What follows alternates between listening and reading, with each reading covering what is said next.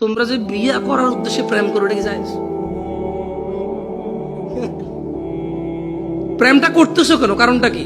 বলতেছো যে না ও ভালো, ও কি হ্যাঁ ধার্মিক, কারণ এক শুধু আমার সাথে কথা বলা, কারোর সাথে কথা বলে না।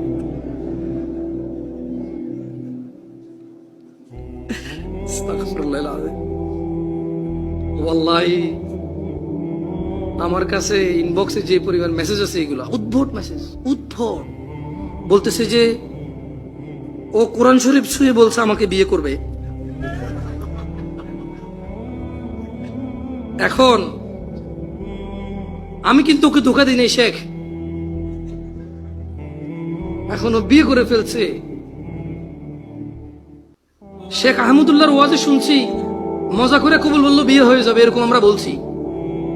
এখন ওর কি আমার সাথে বিয়েটা বৈধ নাকি ওর বাপের যেটা সেটা বৈধ? আমি টেনশনে পড়ি যে এই প্রশ্ন আমি কারে রেফারেন্স দিব।